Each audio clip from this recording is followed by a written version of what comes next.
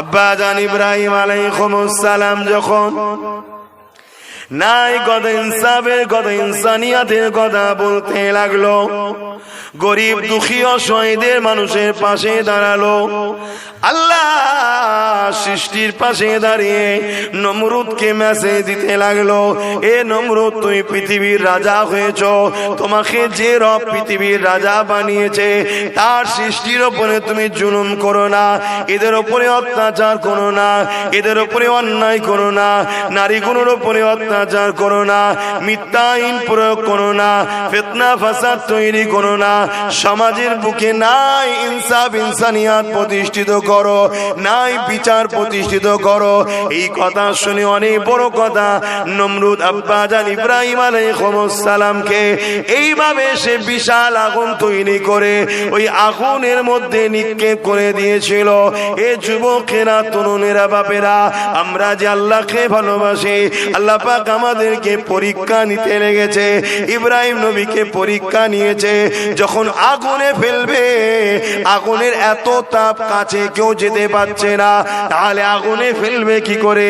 এই জন্য একটা চরকি তৈরি করা হলো, ওই চরকি দিয়ে খুঁড়িয়ে খুঁড়িয়ে খুঁড়িয়ে ছুঁড়ে আব্বা ইব্রাহিম আলাইহিস সালামকে ব্যাবিলনের যে শহরে আব্বা এসেছিলেন, ওটা আমি দেখে এসেছি, বিশাল জায়গা, ওই জায়গাতে আগুনে ফেলার জন্য ছুঁড়ে দেওয়া হবে।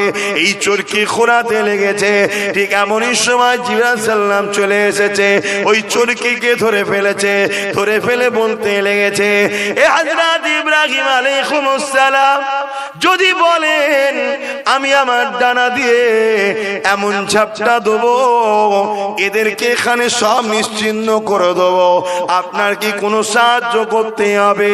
ইব্রাহিম আলাইহিস সালাম বলেছিলেন, এ হযরত জিবরাইল রে, আমার আল্লাহ আমাকে কঠিন পরীক্ষা নিচ্ছে, এই পরীক্ষার সময় আপনি ডিস্টার্ব করবেন না, চলে যান, আগুনে পড়ছি, এটা আমার আল্লাহ দেখছে।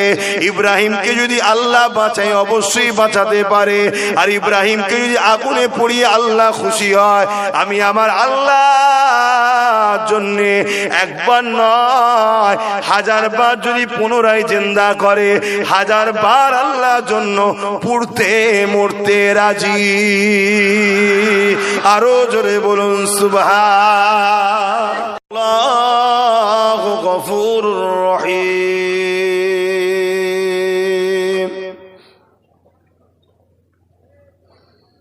قال رسول الله صلى الله عليه وسلم من أحب لله وأبغض لله وعاتى لله ومنع لله فقد استكمل الإيمان। আমার আব্বা জানেরা, আমার নওজোয়ান তরুণেরা, যুবকেরা, ছোট ছোট বাচ্চারা, পর্দার আড়ালে অবস্থিত আমাদের সকলের মা ও বোনেরা, সম্মানীয় উলামা হযরত, হাফেজে কোরআন, ইমাম সাহেবগণেরা, কঠিন একটা পরিস্থিতি পৃথিবী জুড়ে আবার মাথাচাড়া দিয়েছে। এইরকম একটা অস্থিরতার মধ্যে দিয়েও মহান রব্বুল আলামিন আমাদের এতগুলো মানুষকে নিরাপদ ও শান্তির সাথে পছন্দ করে ভালোবেসে একটা জায়গায় বসতে দিয়েছেন, যে জায়গাটা হলো রিয়াজুল জান্নাহ, জান্নাতের একটা টুকরা, যে জায়গায় বসলে ছোট ছোট গুনাহগুলো আল্লাহ মাফ করে থাকেন। জোরে বলুন সুবহানাল্লাহ। যে জায়গায় 1 ঘন্টা দিন শিকার জন্য বসলে 40 বছরের নফল ইবাদতের থেকেও নেকি বেশি হয়। জোরে বলুন সুবহানাল্লাহ। যে জায়গায় বসলে আল্লাহ রাজি হয়, সেই রকম একটা জায়গায় আল্লাহ আমাদের ঘরে গুনার পাহাড় মাথায় নিয়ে এত গুনাহ করার পরও আল্লাহ যে এখনো পছন্দ করে বসতে দিয়েছে, তাই সকলে শুকরিয়া আদায় করে বলি আলহামদুলিল্লাহ। পরিস্থিতিকে সামনে রেখে কয়েকটা কথা আপনাদের কাছে বলছি। সর্বপ্রথম কথা হলো, আমরা ইসলাম ধর্মের অনুসারী, এজন্য আমরা আল্লাহ দরবারে শুকরিয়া আদায় করে বলি আলহামদুলিল্লাহ। একটু খুশি হয়ে বললেন না? আরো উচ্চ আওয়াজে দিল খুলে বলুন আলহামদুলিল্লাহ। এই পৃথিবীতে হাজারো ধর্ম আছে, আমার ভারতবর্ষতেও রয়েছে।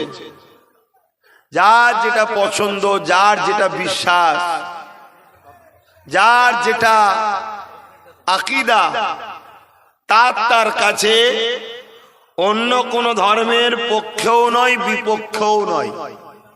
অর্থাৎ আলোচনা করাকে আমি পছন্দ করি, পক্ষে বিপক্ষে আলোচনা করাকে পছন্দ করি না। কেননা আল্লাহ আমাকে এমন একটা ধর্মে মিলিয়েছে যে ধর্ম সম্বন্ধে সৃষ্টিকর্তা কোরআনে নিজে বলছেন, ইন্নাদ দীনা ইনদাল্লাহিল ইসলাম। হে বিশ্বের মানুষ, ইসলাম, আল্লাহ রব্বুল আলামিন বলছে আমার মনোনীত পছন্দনীয় ধর্ম হলো ইসলাম। জোরে বলুন সুবহানাল্লাহ। কিন্তু দুঃখের সাথে বলতে হয়, পুরো পৃথিবী জুড়ে আজ যেন একটাই আওয়াজ উঠেছে, ইসলামকে মুছে দাও,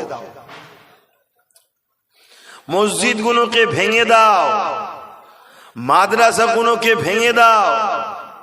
মাদ্রাসায় আতঙ্কবাদী জঙ্গি তৈরি হয়, সমাজ বিরোধী হয়, কবরস্থান গুলোকে মিটিয়ে দিয়ে বড় বড় বিল্ডিং করো। এক কথায় সবার যেন একটা মনে ইসলামের পেছনে লাগার পুরো পৃথিবী জুড়ে একটা যেন হাওয়া নতুন করে উঠেছে। তুমি শুনতে এসছো না মিডিয়া করতে এসছো? এই ছেলেটা জিজ্ঞেস করছি, কি করতে এসছো তুমি? মিডিয়ার লোক? হ্যাঁ, এমনি মার খাচ্ছিস নি তোরা? তোরা মার খাবার উপযুক্ত হয়েছিস, এসেছিস ভালো জায়গায়, ভালোভাবে বস। এই রাস্তাটা পুরো ভিড় করে ফেললো। হ্যাঁ, এই কি কথা? ভলেন্টিয়ার গুলো তোমরা ব্যাচ পুরো শুধু ফটো তুলছো নাকি না সেলফি তুলছো? হ্যাঁ, আমি তো বলছি যার ভালো লাগবে না মনে শুনতে হবে না। তাবারুক আছে নাকি?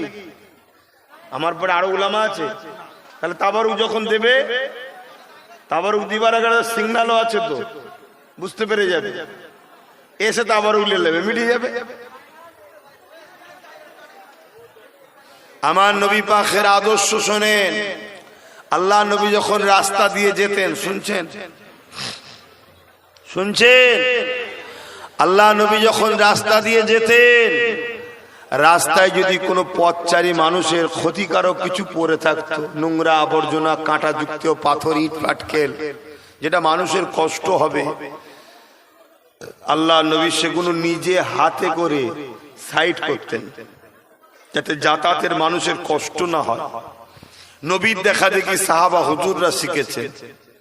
একদিন একটা ইহুদি ধর্মগুরু, যাদেরকে রাহেব বলা হয়, রাস্তা দিয়ে যাচ্ছে, খুব নোংরা রয়েছে রাস্তায়, তারও পিছনে তার ভক্ত অনুসারী, মুরিদ, শিষ্য, যাই বলেন আছে। ওই ইহুদি রাহেব বলছে, এই রাস্তায় মনে হয় মুহাম্মদ রসুলের অনুসারীরা যায় না। কেন, কি করে বললেন? না, এই যে দেখছো রাস্তায় নোংরা, এই নোংরা প্রমাণ করে দিচ্ছে মুহাম্মদ রসুলের অনুসারীরা যায় না। কেন? মুহাম্মদ তার অনুসারীদেরকে টোটাল মানুষ হবার আদর্শ দিয়ে গেছে। জোরে বলুন সুবহানাল্লাহ। কোন জিনিসটা বাদ দেয়নি। নুন খাবার কি দোয়া, সেটাও শিখিয়ে দিয়ে গেছে। বাথরুমে কিভাবে কোন পা আগে দিতে হয়, কোন পা পিছনে দিতে হয়, ওটাও শিখিয়ে গেছে। অনেকে ভাববেন বাথরুমে ঢুকালিয়ে তো দরকার, আগে পিছুর কি আছে? না, মসজিদে কোন পা আগে দিতে হয়, বেরোবার সময় কোন পা আগে দিতে হয়, ওটাও হুজুর শিখিয়ে গেছে। 1500 বছর পরে বিজ্ঞান বলছে বিজ্ঞান বলছে ডান দিকে যে পাটা থাকে, যখন ডান দিকে কোনো পা আগে থাকে ডান দিকে, সেই পাটা ডান দিকে যেটা থাকে, মানুষ সেই দিকে স্ট্রোক হলে সেই দিকে ঝুঁকে পড়ে। ধরুন আপনি টয়লেটে ঢুকছেন, প্রথম বাঁ পা দিয়েছেন, ডান পা পরে দিচ্ছেন, ওই মুহূর্তে যদি আপনার স্ট্রোক হয়, কোনো সমস্যা হয়, তাহলে আপনি পিছনে আসবেন। তাহলে ইসলাম চাইছেন আপনি টয়লেটের মতো জায়গায় যে মরেন, পিছনে এসে মরেন। আবার মসজিদে যখন ঢুকাচ্ছে বলছে ডান পা আগে দে, কেন? ওই অবস্থায় যদি কিছু হয় আপনি সামনের দিকে ঝুঁকে যাবেন, আল্লাহর ঘরে গিয়ে ইন্তেকাল করবেন। আবার বেরোবার সময় বলছে বাঁ পা আগে দে, কিছু যদি হয় তখন ডান পা পিছনে, তখন ব্যাকে ফিরে আসবি সেই খোদার ঘরে। তাহলে ইসলাম কত সূক্ষ্ম সূক্ষ্ম জিনিস শিখিয়েছে, ঠিক তেমনি এটাও শিখিয়েছে রাস্তায় কিছু পড়ে থাকলে সেটাকে সরিয়ে ফেলে দিবা। আজকে সেই নবীর উম্মাত হয়ে আমাদের আদর্শ নষ্ট হয়ে যাওয়ার জন্য আজ বাপ আমাদের উপরে সবাই আগুল তুলছে। তবে এই আগুল তোলা নতুন নয়, আগেও তুলেছিল। আগে তোলা আর এখন তোলার মধ্যে একটা লস এখন, আর আগে ফায়দা ছিল। আগে যতজন ইসলামের উপর আগুন তুলেছে, হয় সেই ইসলাম কবুল করেছে, আর না হয় তার খানদান পরিবার ইসলাম কবুল করে নিয়েছে। জোরে বলুন সুবহানাল্লাহ। তো ইসলামের উপরে জুলুম করার উদ্দেশ্যটা কি? প্রথমে জানতে হবে সালাম থেকে ইসলাম, যার ওয়ার্ডের মানে হলো শান্তি, অর্থাৎ এমন জীবন ব্যবস্থা যেটা দ্বারা আপনি শান্তি পাবেন। এক কথায় নিজেকে আল্লাহর কাছে সুপে দেওয়া, আল্লাহর বিধানের সামনে মাথা নত করা, যাতে করে আপনি দুনিয়া আখিরাতের কল্যাণ পান। কিন্তু এর ব্যাপক অর্থ কি? ইসলাম অন্যায়কে মিটিয়ে, জুলুমকে মিটিয়ে, মিথ্যাকে মিটিয়ে, স্বৈরাচারীকে মিটিয়ে, কি বলে অন্যায় অসভ্যতাকে মিটিয়ে সমাজের বুকে শান্তি প্রতিষ্ঠিত করার নাম হলো ইসলাম। জোরে বলুন সুবহানাল্লাহ। আপনারা যদি ইতিহাস দেখেন, যুগে যুগে দুই শ্রেণীর মানুষ ইসলামের উপরে সব থেকে বড় দুশ্মন ছিল। কথা কোনো মন দিয়ে শুনবেন, সব থেকে বড় দুশ্মন ইসলামের দুই শ্রেণীর মানুষ ছিল, আর এদের হাতের পুতুল ছিল মূর্খ মানুষগুলো। প্রথম নম্বর ইসলামের দুশ্মন ছিল অত্যাচারী শাসক। অত্যাচারী শাসক। কেন অত্যাচারী শাসক ইসলামের দুশ্মনী করেছে?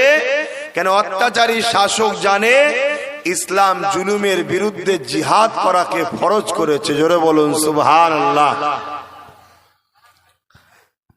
দ্বিতীয় নম্বর হলো ধর্মের নামে যারা ভণ্ডামি করে, ধর্মের নামে যারা কুসংস্কার দেয়, ধর্মের নামে যারা অসভ্যতা বর্বরতা, ধর্মের নামে যারা নারী দেহ শোষণ করার কারখানা খোলে, ধর্মের নামে গরিব মানুষগুলোকে নিজেদের উপাসনা, নিজেদের দাসত্বের বশ্যতা স্বীকার করে, ধর্মের নামে যারা মানুষের প্রভু হবার স্বপ্ন দেখে, এরা যুগে যুগে ইসলামের চরম বিরোধী করেছে। কেন? ইসলাম দাসত্ব প্রথাকে ভেঙে দিয়ে মানুষকে এক রব, এক প্রভু সৃষ্টিকর্তার দাসত্ব করা শিখিয়েছে। জোরে বলুন সুবহানাল্লাহ।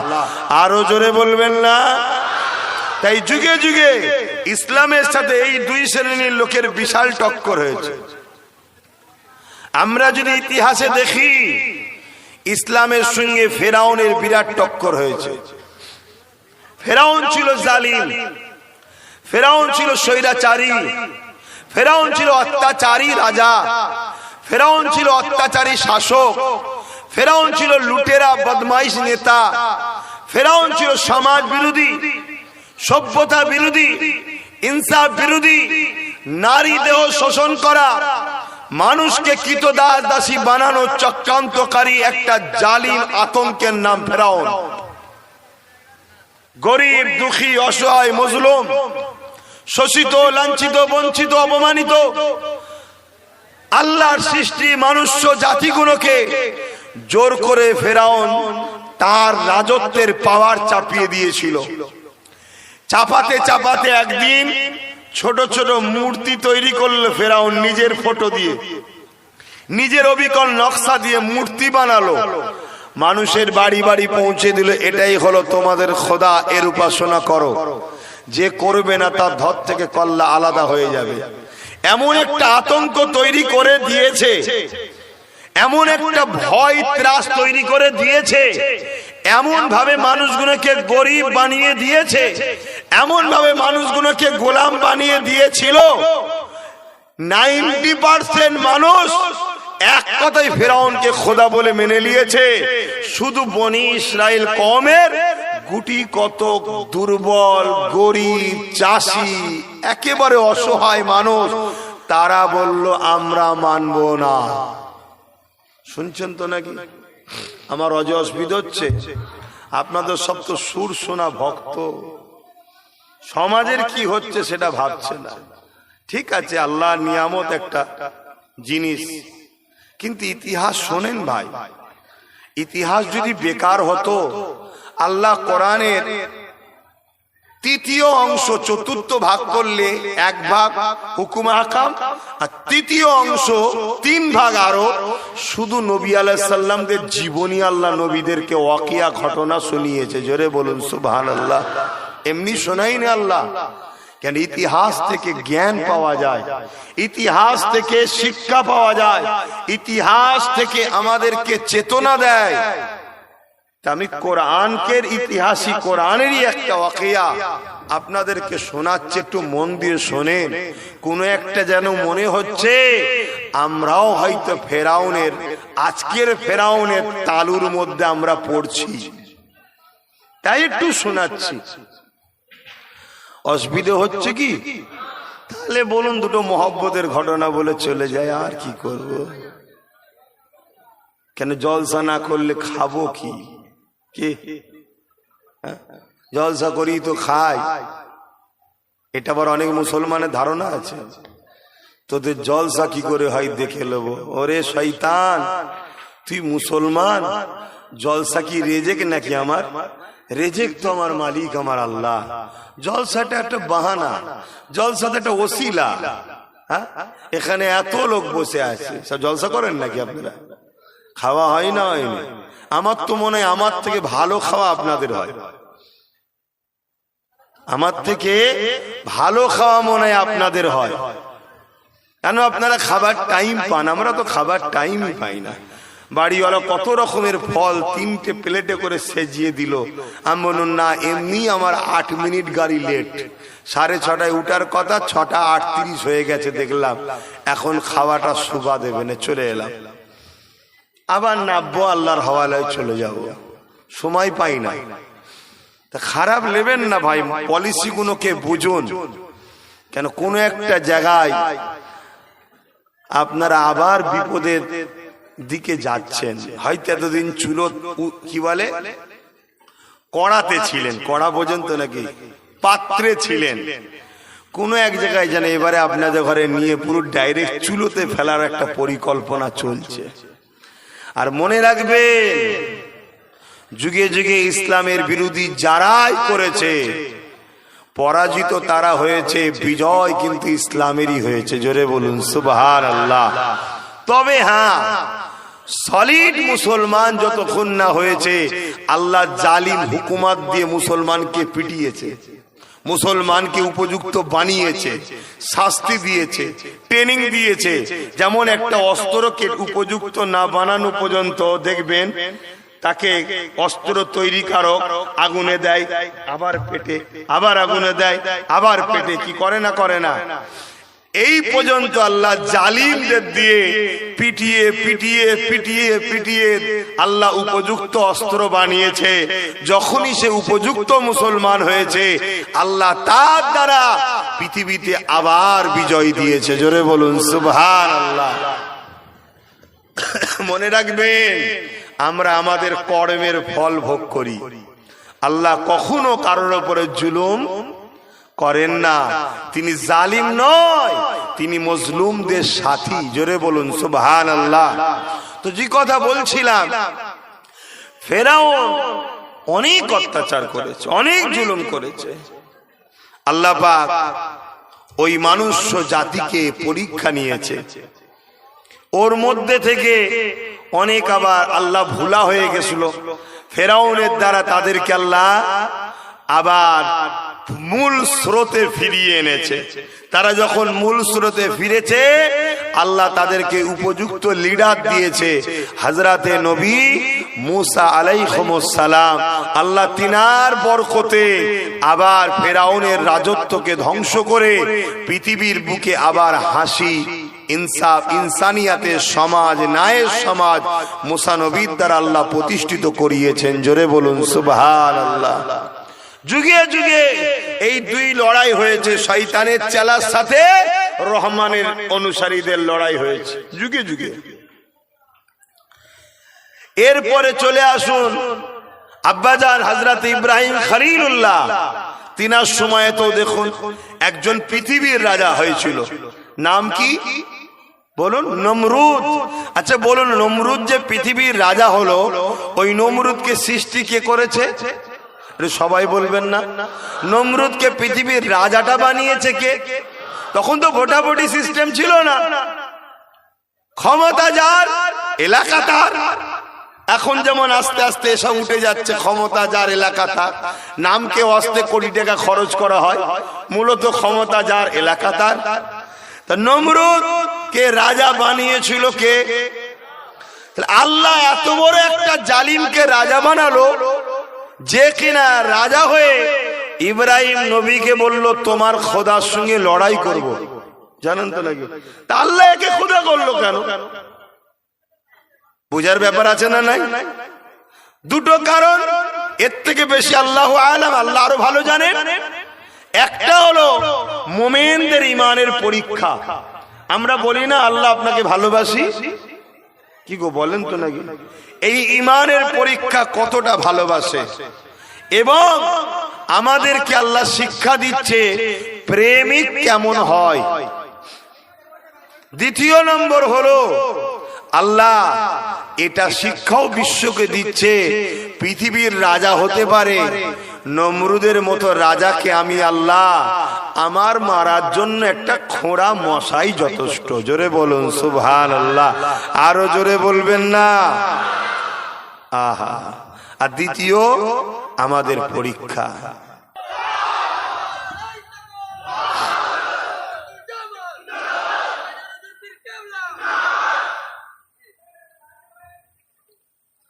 আমাদের আব্বাজান হন তো ইব্রাহিম নবী। কি গো, আপনারা ইব্রাহিম নবীর সন্তান তো নাকি? প্রত্যেকটা মুসলিমের পিতা আব্বাজির সাল্লাম। আপনাদের কত বড় নসিব, একটা নবীর বেটা আপনারা। কিছু বেটা হয় রক্তের, কিছু বেটা হয় অন্তরের, ইমানি সম্পর্ক। আপনারা ইমানি বেটা, অন্তরের বেটা, কিন্তু বাপ তো এই নবী একজন। আপনাদের বাপের ইমান কি আগুনে পড়ছে, এই অবস্থায় ফারিস্তা জিবরাইল এসেছে, তাকেও বলছে না, আল্লাহ দেখছে, যদি আল্লাহ ইব্রাহিমকে বাঁচাতে চান বাঁচবো, আর যদি পুড়িয়ে তিনি খুশি হন, আল্লাহর খুশির জন্য আমি 1000 বার পড়তে রাজি, কিন্তু আল্লাহ ছাড়া অন্য কারো কাছে সাহায্য চাইতে রাজি। জোরে বলুন। আমরা তো সেই বাপের সন্তান, আমাদের দশাটা কি বলুন? আমরা তো আল্লাহ ছাড়া সবার কাছেই হাত পাতি, শুধু আল্লাহর কাছেই পাতি না। আমরা আল্লাহ ছাড়া সবার উপরেই ভরসা করি, শুধু আল্লাহর উপরে ভরসা করি না। কথা কি খুব ভুল বলে ফেললাম? আমাদের ক্যারেক্টার, আমাদের চরিত্র, আমাদের আদর্শ, আমরা রং রুটে যাওয়ার জন্যই তো আজকে আমাদের উপরে জালিমদের ঘরে আল্লাহ বসিয়ে দিয়েছে, আমাদেরকে সাইজ করার জন্য। কোরআনের সূরা বাকারার মধ্যে আল্লাহ বলছেন, তোমার যখন আমি আল্লাহ আমার রসুলকে ভুলে যাবে, যাদের ঘরে তোমরা আপন করে নেবে, আমি আল্লাহ তাদের হাতে তোমাদেরকে জিল্লাত দেব, তাদের হাতে আমি আল্লাহ তোমাদেরকে শাস্তি দেব। আজকে মসজিদ গুলো ফাঁকা যায়, আর বেঈমান নেতাদের মিটিং মিছিলে কোনোদিন লোকের অভাব নাই। তাহলে আল্লাহ আমাদেরকে ছাড়বে? ওই বেঈমানদের হাতেই দেখুন আজকে আমাদের মসজিদ সুরক্ষিত নয়। যাদেরকে আমরা মাথায় তুলে নাচলাম তারাই দেখুন আমাদের মসজিদকে এখন ভেঙে ফেলার প্ল্যান করছে, তারাই দেখুন আমাদের মসজিদের বিরুদ্ধে আইন তৈরি করছে। কথা কিছু মাথায় ঢুকছে না? ঢোকেনি? আল্লাহর কথা মিলছে? আচ্ছা, পৃথিবীর সব মসজিদ যদি ভেঙে যায় আমার আল্লাহর রাজত্ব চলে যাবে? এই আল্লাহর জায়গায় অন্য কেউ বসবে নাকি? পৃথিবীর সব মাদ্রাসা যদি বন্ধ হয়ে যায়, আরে আমার রাসূল পাক সাল্লাল্লাহু আলাইহি ওয়াসাল্লামের কোনো ক্ষতি আছে? অন্ধকার জিহালাত যদি শুরু হয়, ক্ষতি তো তোমার আমার।